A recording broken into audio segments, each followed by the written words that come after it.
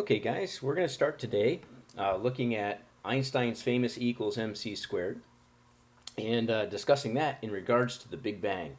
So, what we're talking about here is that during the early universe, during the first few seconds of the Big Bang, there's some really strange stuff going on. And Einstein's equation equals mc squared was in full effect.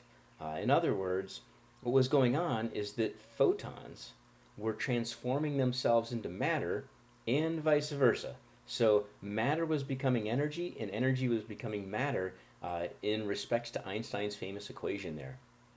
So take a look at question number 1 on your paper, and it asks you what's the unique situation that was existing during those first few seconds in regards to this equation. And it's quite simple.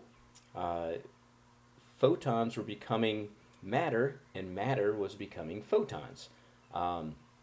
Kind of drink that in for a second because it's strange to consider, but we normally think of the sun or a nuclear bomb engaging in fusion and converting mass into energy, right? In particle accelerators, we can do the reverse. We can convert energy by colliding particles back into more massive particles. So we can use this equation in daily life, but it really was happening at the beginning of the Big Bang. So along with that, what's happening during these collisions, think about this. So you have two gamma ray photons. So this is light that's colliding during the Big Bang, and out of those collisions are exiting actual particles. Okay, I've got an example here in the picture to the right showing you how an electron and an anti-electron might be formed. So two gamma ray photons collide. They produce the electron and the anti-electron. Remember, we discussed antimatter already. Antimatter is really similar to regular ordinary matter, except that it has the opposite charge. Other than that, it has the same properties. So you guys also know that when a particle and its antiparticle collide, they annihilate each other.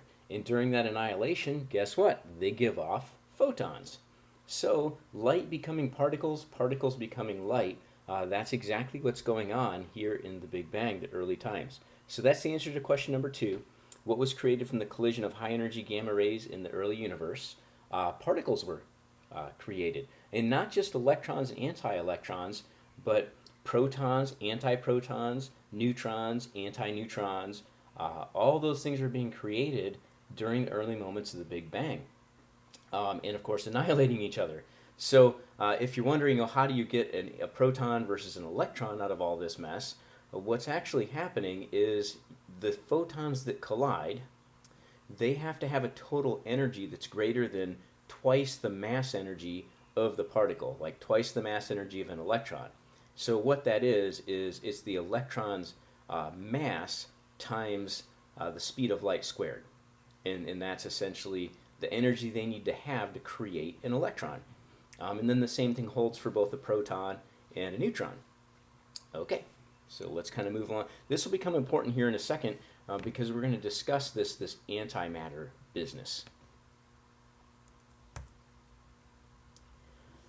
All right, so the early universe, you can think of it as filled with this extremely hot and dense blend of photons, matter, antimatter, all furiously frothing back and forth, converting energy to matter, matter into energy.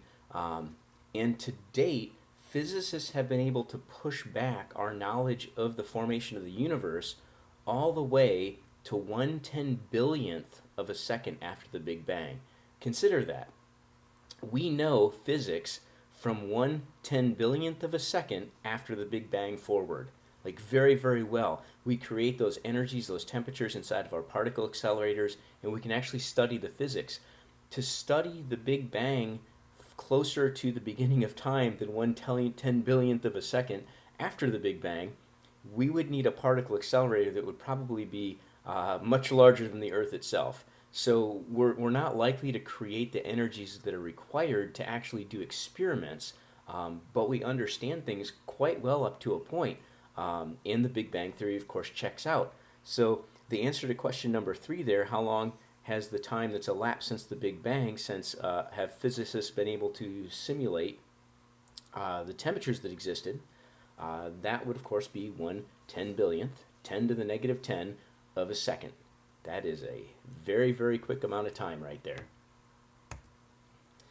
So part of the reason that I brought up this antiparticle business has to do with a serious problem that we see in the universe. And it's known as the baryon-antibaryon asymmetry. So let me break that down for you. Baryonic matter is just regular old, everyday, ordinary matter. It's the protons, the neutrons, the electrons, all that stuff. Antibaryons are their antimatter. So there's this asymmetry that exists in nature where we see only the particles. There are very, very few antiparticles anywhere. In fact, there aren't any unless we make them pretty much, and then we instantly see them annihilate themselves and become light. So this is confusing. This is an asymmetry. This is, you have more of one thing than you have of the other, when we seemingly, it seems that we should have equal amounts of both of these. Think about the little formula I just showed you a minute ago, where the electron and the anti-electron were formed from the collision of two gamma rays. Two gamma rays collide, you get both. You get the particle and its antiparticle. So if those things annihilate or don't annihilate, we ought to have equal amounts of both of those. But we don't. So what else do I have here? A particle and its antiparticle have exactly the same amount of mass and lifetime, but their charges are exactly opposite. So I kind of sort of summed this up for you here for the answer to number 4. What is the baryon-antibaryon asymmetry problem? And I just said here that given this symmetry, it's strange that the universe does not have equal amounts of matter and antimatter when we should have formed the same amounts. There's, in fact, no evidence of significant concentrations of antimatter anywhere in the observable universe. So how do we know that? Well, if there's so much matter in the universe, we ought to be seeing explosions of light all over the place, wherever this stuff exists in any numbers, because it's somewhere it has to contact regular matter. And so then you're going to have some sparks flying. And we don't see that. So there's some possible solutions to this problem, and I would like you to get down the most accepted, or I guess the best explanation we have currently here for number 5 of this asymmetry problem. There's really, it boils down to 2 possible solutions, and one's not very good, and that's the first one. And that's basically just saying that the universe began with a small preference for matter. In other words, for some reason, just more ordinary matter was formed than antimatter. As far as our equations show us, this just doesn't seem like this could have been the case. So solution number 2 here is probably closer to the mark, even if it is not the correct solution. It's probably much more close to actuality than the first one. And that says that the universe was originally perfectly symmetric. In other words, same amounts of matter, same amounts of antimatter. But there was some sort of phenomenon, something happened that created this imbalance. And it really only needed to be a small imbalance. It didn't have to be huge like it is today, because as the Big Bang proceeds forwards in time, a small imbalance at the beginning would create a tremendous imbalance later on, 14 billion years later. So you don't need much difference, but you do need a difference. So what could have caused this? What could have been the reason that it went from being perfectly symmetric to being this imbalance? And that's what I wrote here underneath. The rapid expansion of the universe could have kept particles and their antiparticles from achieving thermal equilibrium by decreasing the occurrence of pair annihilation. So let me kind of rephrase this for you. The expansion of the universe, the sudden expansion that we call inflation, is possibly what kept this from happening. So during the early moments of the Big Bang, and we'll discuss this more here in a second, there was this thing that happened, not just expanding, but this really rapid inflation, okay? And by inflating so rapidly, it pushed the particles and antiparticles apart fast enough that it kept them from annihilating out, and we ended up with this imbalance that gave us this ability to have more matter than antimatter. Okay, hope you kind of got some of that stuff down there. Let's talk now about the 4 known forces in the universe. And I asked you to describe each of these, so I'll go through and describe them for you as we go here. Numbers 6 through 9 on your papers. There's 4 known forces. We have the strong nuclear force, the weak nuclear force, gravity, and then electromagnetic force. Let's start here with the strong force. So the strong force is the force, it's called the strong nuclear force because it's the force that actually binds atomic nuclei together. Okay, you can put that down as an answer. This is the force that's holding protons and neutrons together in the center of an atom, in the nucleus of the atom. Hence, strong nuclear force. If you think about this for a second, 2 protons, they don't want to be close together, right? So you have to get them close enough because they're going to repel each other until the strong nuclear force can take over. The strong nuclear force only works over very, very short distances, crazy short distances. But it is very, very strong. It's strong enough to hold 2 positively charged protons together that don't want to be together. Okay? So this is what's holding protons and neutrons together in the nucleus. Next, we have the weak nuclear force. So also has to do with nuclear things. The weak nuclear force is best explained by saying it's the force that allows nuclear decay. So why do we have radioactivity? The weak nuclear force. Okay, this force involves both fission and fusion, both the putting together and the tearing apart of atomic nuclei. So this is the weak nuclear force, and it's responsible for radioactive decay.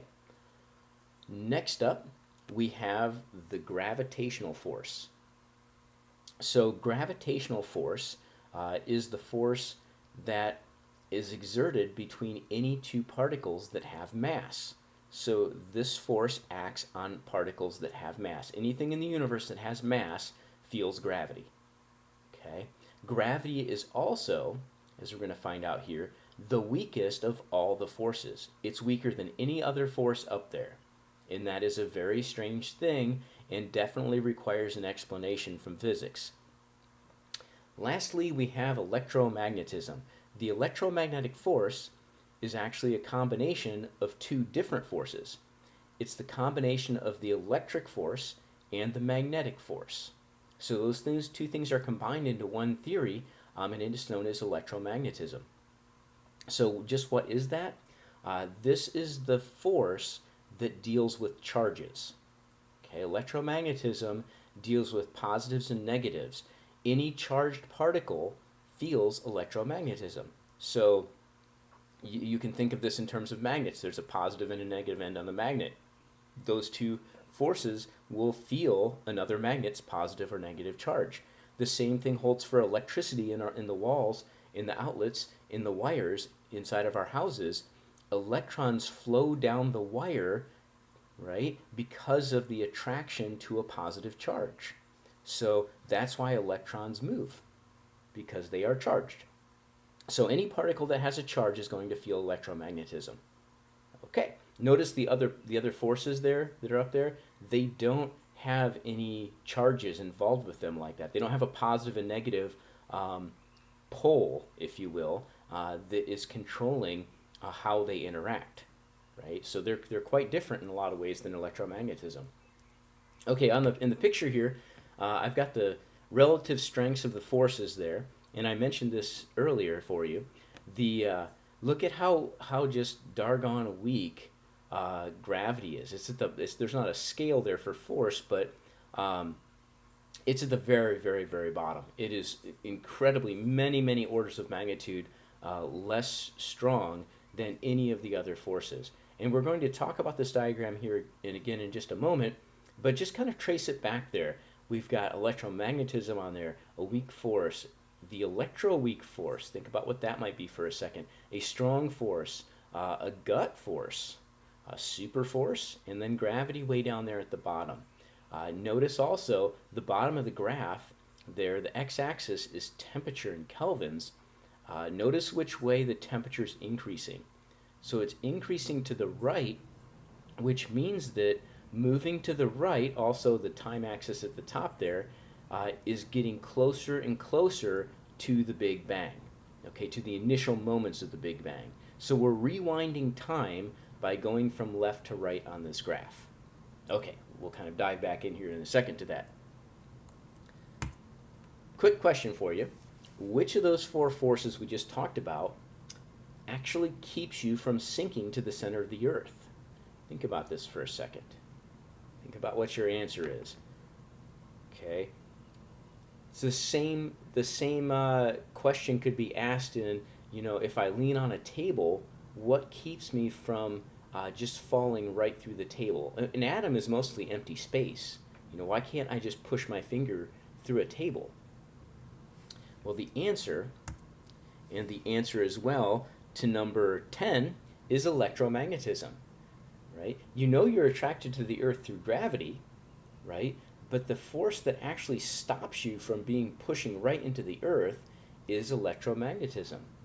The charges on your atoms don't like the charges on the Earth, and they repel each other. So you're just not going to sink right on through. So remember, like I said, the electromagnetic force depends on the charge of the particle instead of its mass. Okay?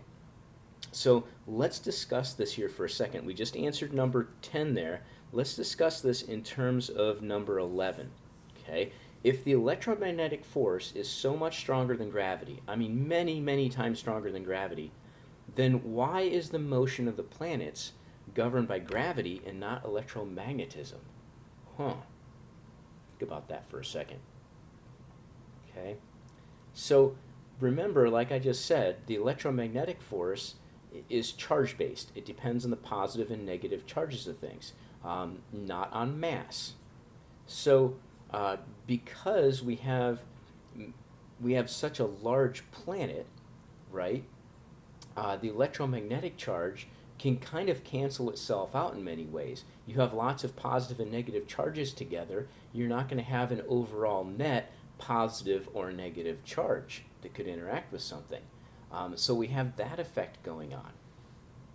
Also, over large scales, right, the existence of both positive and negative charges causes electromagnetic force to lose out to gravity.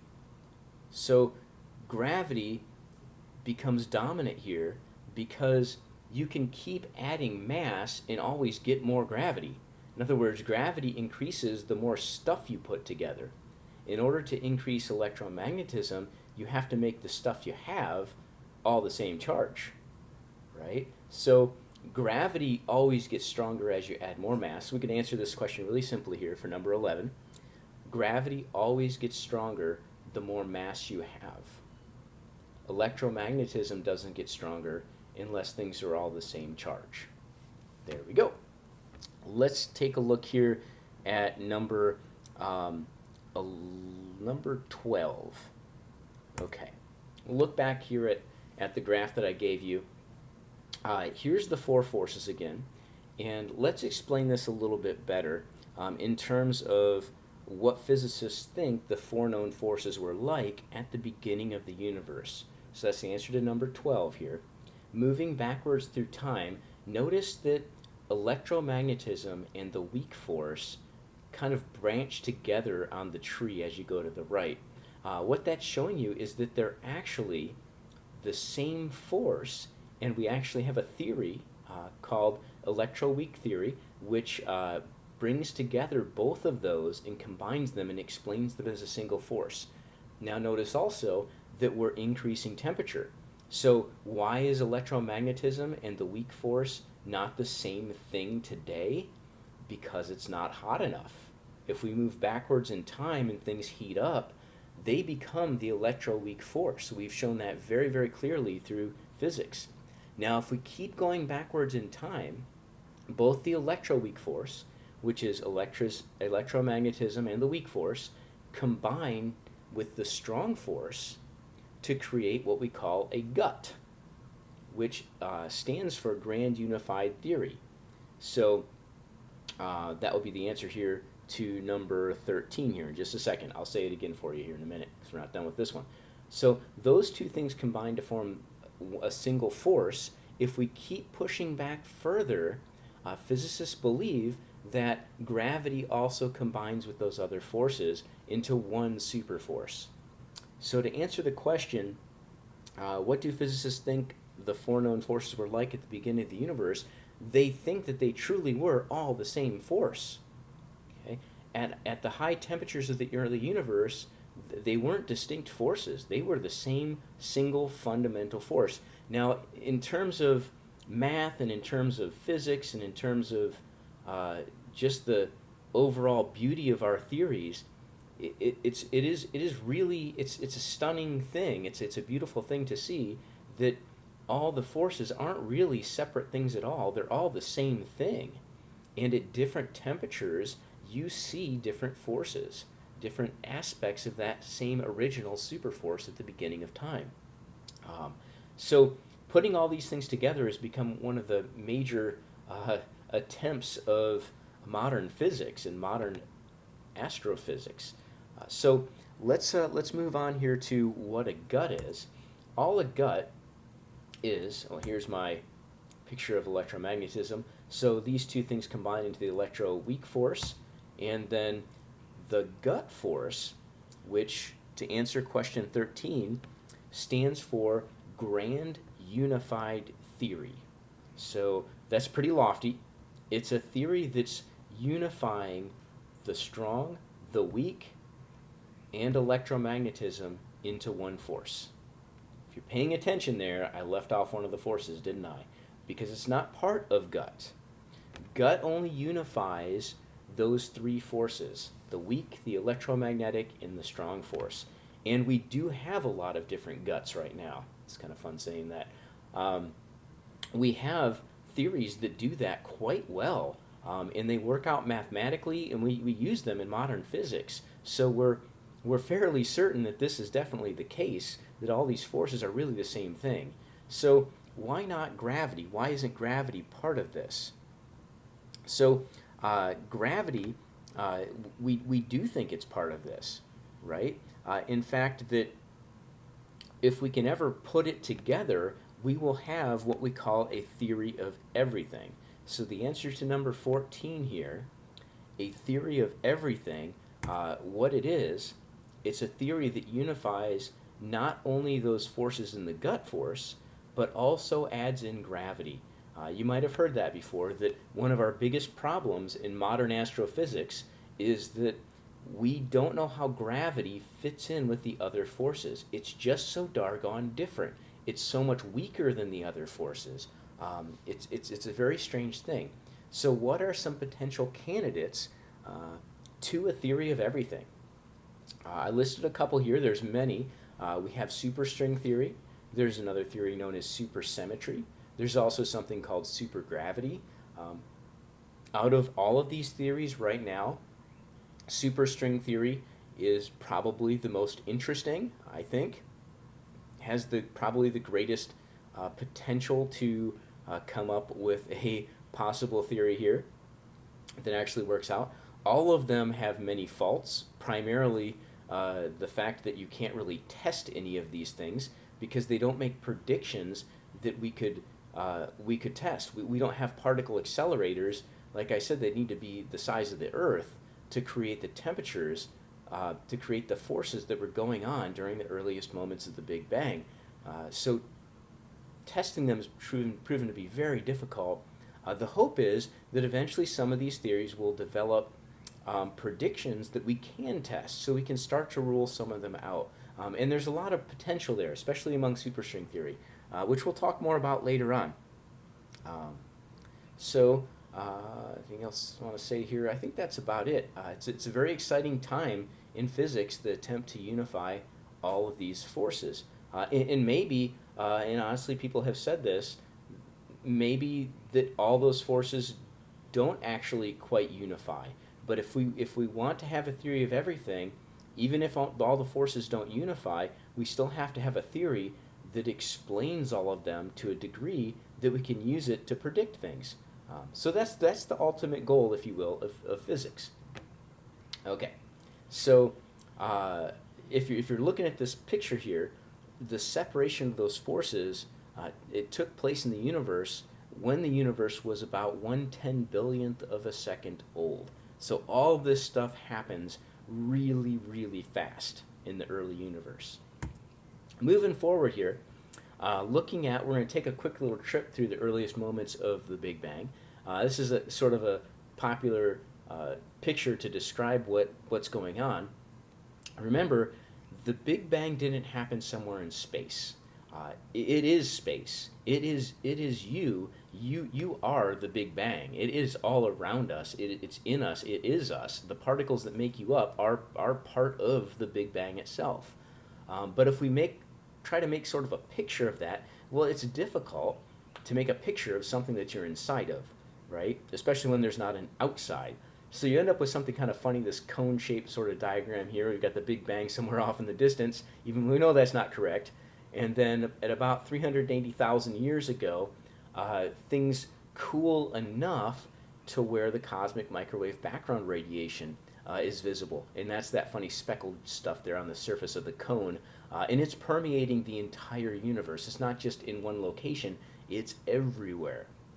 As we move forward through time, we see that the stars start to form, galaxies start to form through the clumping of matter, and then we end up with the vast structure that we see today on the far right. Nearly 14 billion years later, we've got beautiful spiral galaxies, strange structure with all the voids and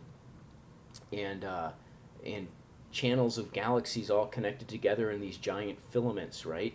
So things look very different than they did today in the early universe. Our universe definitely had a birth date, as near as we can tell. So let's kind of walk through that really fast here. The earliest era of the universe, the formation of the universe has been separated into sort of time chunks here. So we don't have a good theory to describe what's known as the Planck era. That's when gravity was actually part of the other forces. So we've got problems there. General relativity tells us that rapid energy fluctuations must have generated a rapidly changing gravitational field that was randomly warping space and time. But we don't have a theory that links quantum mechanics in general relativity. We don't have a theory of quantum gravity. And until that happens, till we get one of these things, superstring or whatever it's going to be, we lack a description of the earliest moments of the universe. That's disturbing. Let's move forward here. Next up is the gut era. So this is when these two forces, or three if you want to combine them all, are thought to have operated during the gut era. Gravity and the gut force. Oh, I see what they did there. So we've got both gravity, which is separate, and the other forces are all combined still in the gut. Okay, so the electromagnetism, the weak and the strong nuclear are still one force. It takes longer before they come out of that. Gravity falls out early on here. So this is the beginning of the freezing out of gravity, and we've got these two forces left. Next up, we hit what's called the electroweak era. There we go. And so this is right at the end of the gut era. The gut force splits into both the strong and the electroweak forces. So we don't have a separate electromagnetism yet. It's still combined with the weak force. But the strong force is split out. Okay? The freezing out of these forces might have released, I mean, that's kind of a funny way of saying that. Like we say the sun is burning when we know it's not the same thing as a chemical reaction. We also talk about these forces as freezing out. I should probably explain that a little bit. Because remember, the universe is cooling. So when it reaches a certain temperature, a certain force freezes out of this, right? It comes out and it's now visible as a separate thing. So one idea is that at the end of the gut era, the splitting of this force into the two separate forces, the strong and the electroweak, releases this tremendous amount of energy, and that's the actual cause of inflation. So remember, we talked about why do we have more particles versus antiparticles. This could be the answer right here, okay? And this is the answer to number 15. The possible cause of inflation is the grand unified force splitting into the strong and a weak, and sorry, into the strong and electroweak forces, and releasing a tremendous amount of energy.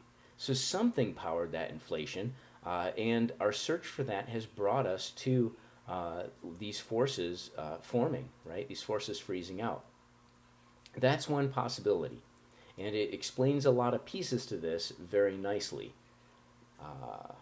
If you want to talk in terms of like what's happening here during inflation, when this inflation occurs, pieces of the universe the size of atoms would have inflated to the size of our solar system in about 10 to the negative 36 seconds.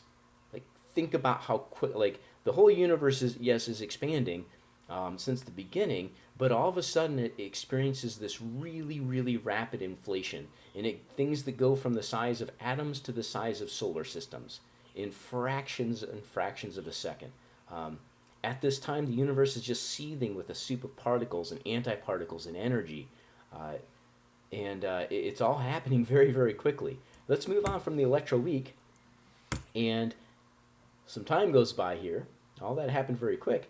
And now we're in what we call the particle era, where matter finally comes to dominate over antimatter. The elementary particles are filling the early universe. Quarks are combining to make protons and antiprotons. Finally, we're going to be able to see something in the universe. The cosmic microwave background radiation is now set free to wander, and our eyes can finally see things in the cosmos. Of course, we're not around yet, but the cosmos is finally visible. At the end of the particle era, we'll enter into the nucleosynthesis era, where all of the helium and some hydrogen is being produced in the early universe. So it's still so hot that particles are combining to make the next heavier element. So hydrogen's combining to make helium, right? A little bit of lithium, a little bit of beryllium. All that stuff gets created during the first few milliseconds of the Big Bang. So we're not going to go any further than that, but that's it for today. Should have answered all the way through question number 15.